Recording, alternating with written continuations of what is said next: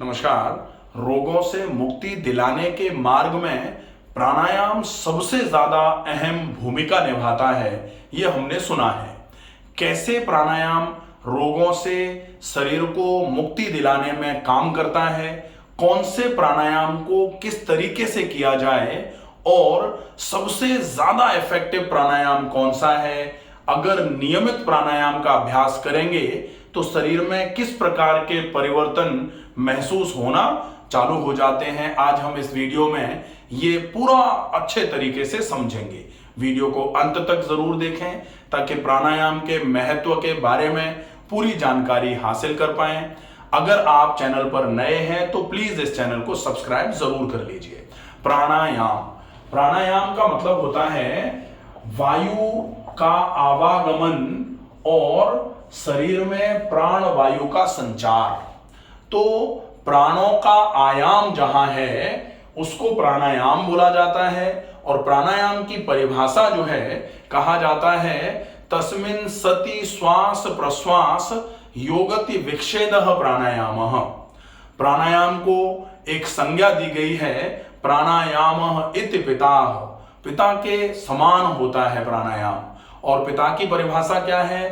प्राणो रक्षते इति पिताः, पिता वो जो प्राण की रक्षा करने का काम करे। और प्राणायाम को यदि पिता की संज्ञा दी गई है तो प्राणायाम आपके प्राणों की रक्षा करने के बराबर ही काम करने का पूरा काम करता है। अब प्राणायाम कैसे काम करता है? सामान्य तौर पर हम देखें कि जब हम सामान्यतः श्वास भरते और श्वास छोड़ते हैं तो लगभग हम टाइडल वॉल्यूम कहा जाता है इसको। रेस्पिरेटरी सिस्टम जो है वो कुछ इस तरीके से जो होता है, यहां दो फेफड़े हैं, पूरे फेफड़ों को इस तरीके से आप अगर देखते हैं ये फेफड़े हैं। अब इन फेफड़ों को यहां ये हार्ट होता है। इन फेफड़ों में जब हम एक बार श्वास भरते हैं तो ये दोनों तरफ ऐसे करके ऑक्सीजन जाता है, पूरे फेफड़ों में फैलता है और यहां से ऐसे करके कार्बन डाइऑक्साइड बाहर आ जाता है। ये CO2 बाहर आ रहा है, O2 अंदर जा रहा है। ये सामान्य तौर पर जब हम करते हैं तो इसको बोला जाता है टाइडल वॉल्यूम। टाइडल वॉल्यूम का मतलब होता है कि आप लगभग 500 ml श्वास को भरते हैं, अंदर ले जाते हैं और श्वास को छोड़ते हुए 500 ml श्वास को बाहर छोड़ते हैं। 500 ml सांस जब अंदर जा रही है तो इसमें ऑक्सीजन जा रहा है।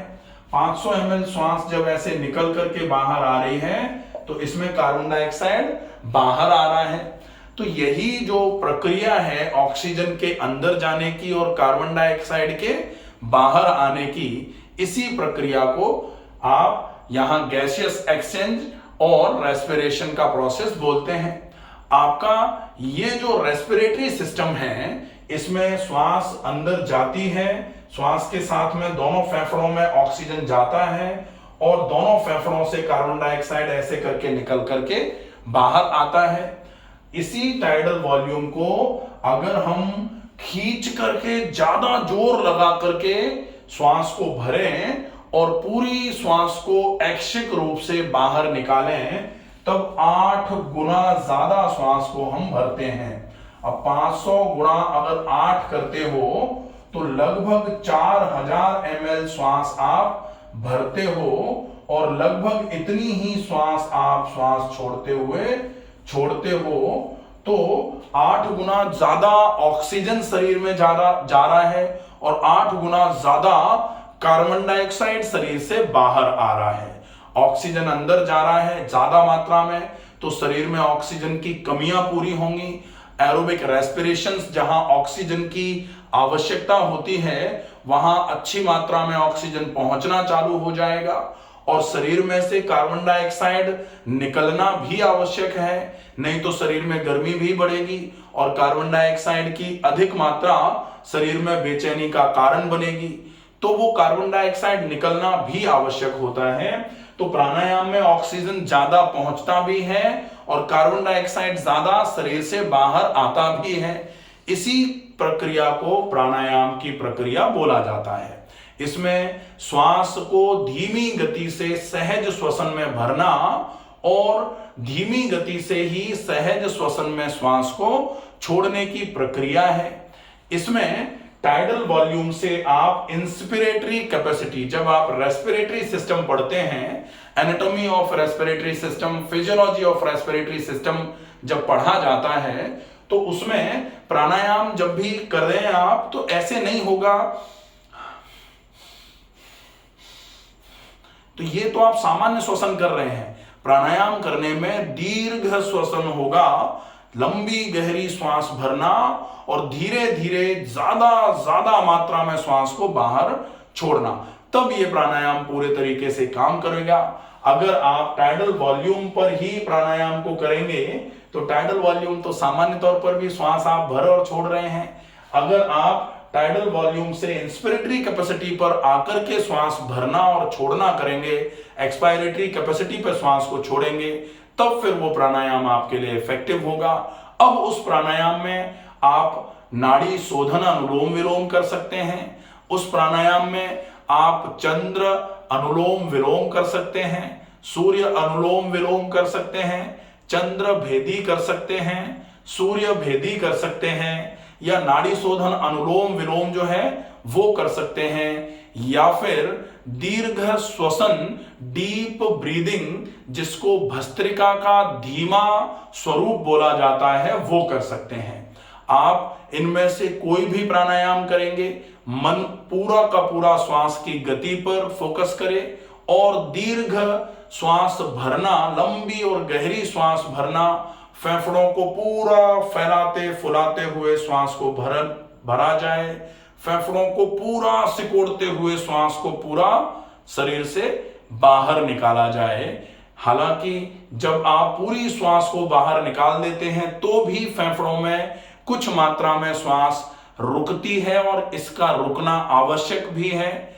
लेकिन अगर आप पूरे तरीके से श्वास नहीं निकाल पाते हैं, फेफड़ों में श्वास रह जाती है जब आप श्वास छोड़ रहे हैं ऐसे समय पर, तो फिर आपके श्वास भरने के लिए पहले से भरी हुई है श्वास, वो निकाल ही नहीं पाए, निचोड़ ही नहीं पाए। जैसे होता है ना कि आप किसी भी चीज को, आप जैसे सामान्य तौर पर ये एक सोखता जो होता है, अगर इसको आप ऐसे करके निचोड़ देंगे पूरा, उसके बाद फिर आप जब इसको पानी में डालेंगे तो ये पानी को एब्जॉर्ब करेगा। अब इसने पानी एब्जॉर्ब कर रखा है, इसमें से पानी को ऐसे करके निकाला ही नहीं, और एब्जॉर्ब किए हुए स्थिति में ही आप इसको पानी में डालोगे तो ये थोड़े पानी एब्जॉर्ब करेगा, कोई कर ही नहीं सकता। इसलिए फेफड़ों की जो स्थिति है वो कुछ इस तरीके की रखनी है आपको कि पूरे फेफड़ों को निचोड़ करके, कंप्रेस करके, अच्छे तरीके से स्क्वीज करके श्वास को पूरा बाहर निकाला जाए, ताकि आप श्वास भरने के लिए उन फेफड़ों को तैयार कर लें और फिर लंबी गहरी पूरी श्वास भर दें। फेफड़ों को पूरा फैलाते, सीने को पूरा फुलाते हुए श्वास को भरा जाए। आप श्वास भरने के बाद थोड़ी देर के लिए रुकें, ताकि जो श्वास आपने भरी है, ऑक्सीजन आपके फेफड़ों में पहुंचा है, वो ऑक्सीजन आपके खून की नलियों में पहुंचे और खून की नलियों से कार्बन डाइऑक्साइड श्वास की नलियों में आए, ताकि श्वास की नलियों में आकर के कार्बन डाइऑक्साइड बाहर आ जाए। यह प्रक्रिया होने तक इसको अंतः कुंभक कहा जाता है। इसको जरूर करना पड़ेगा। अगर आप श्वास को भर करके अंतः कुंभक नहीं कर रहे हैं तो कंपैरेटिवली प्राणायाम कम काम करता है। इसीलिए प्राणायाम करते समय जो बोला जाता है 1:4:2:2 का अगर आप फॉलो अप कर लें तो बहुत अच्छा रहे। इसको अपन 1:4:2 ही सामान्य तौर पर बोलते हैं कि 1 में श्वास को भरा, 4 तक श्वास को रोका और 2 में श्वास को छोड़ा। लेकिन छोड़ने के तुरंत बाद श्वास को भरने के बीच में भी श्वास को अगर आप बाहर बाह्य कुंभक भी करेंगे तो बहुत इफेक्टिव प्रोसेस माना जाएगा। अगर आप 1:4:2 का भी ध्यान रख लेते हैं कि आपने 3 सेकंड तक श्वास को भरने में लगाया, 12 सेकंड श्वास को अंदर रोक लिया और 6 सेकंड में श्वास को छोड़ा, जैसे ही श्वास को छोड़ते छोड़ते 6वां सेकंड पूरा होगा, आपको लगेगा अब आप बाहर रोक नहीं पा रहे हैं, सांस को तुरंत भरना चालू करना है, तो फिर से आप 3 सेकंड तक श्वास को भरें, फिर 12 सेकंड तक रोकें, फिर 6 सेकंड तक छोड़ें। जैसे ही 6 सेकंड पर छोड़ें, फिर 3 सेकंड के लिए भरें, 12 सेकंड के लिए रोकें, 6 सेकंड के लिए छोड़ें, और ये क्रम इसी तरीके से चलता रहे। अगर आप इसको इस तरीके से चलाते रहेंगे, आप देखेंगे कि जब आप लगभग 10 से 15-20 मिनट प्राणायाम करके फ्री होंगे, आपके पूरे शरीर में बहुत अच्छे तरीके से ताजगी मिलेगी, आपको बहुत अच्छे तरीके से शरीर में स्फूर्ति आ जाएगी। और अगर इस प्रक्रिया को फॉलो करते हुए आप 21 दिन या 21 दिन से ज्यादा प्राणायाम कर लेते हैं, तो शरीर में से रोग स्वतः ही धीरे धीरे करके हटना चालू हो जाएंगे। तो ये प्राणायाम करने का एग्जैक्ट सही प्रोसेस माना जाता है। आप प्राणायाम करने से पूर्व पेट को साफ करा लीजिए, कुछ हल्के ढीले कपड़े पहन करके प्राणायाम का अभ्यास करना है। प्राणायाम करने के लिए जगह जो है वो बिल्कुल साफ सुथरी, पेड़ पौधे जहां अच्छे तरीके से लगे हों, छाया में बैठ करके, और कोशिश ये करी जाए जहां शुद्ध वायु का संचार हो, वहां बैठ करके प्राणायाम करना है। इसका विशेष ध्यान रखा जाए, और ये विशेष ध्यान रखेंगे कि प्राणायाम अगर आप कर रहे हैं तो पेट बिल्कुल खाली होना चाहिए। खाना खाने के बाद अगर प्राणायाम का अभ्यास किया जाएगा तो आपका भारी पेट प्राणायाम में ऑब्स्ट्रक्शन का काम कर सकता है। आशा है ये वीडियो आपको पसंद आया होगा। ज्यादा से ज्यादा लोगों को ये वीडियो पहुंचाया जाए ताकि प्राणायाम का सही तरीका और प्राणायाम का पूरा महत्व क्या है लोगों तक ये जानकारी पहुंचे। स्वस्थ रहिए, सुरक्षित रहिए। धन्यवाद।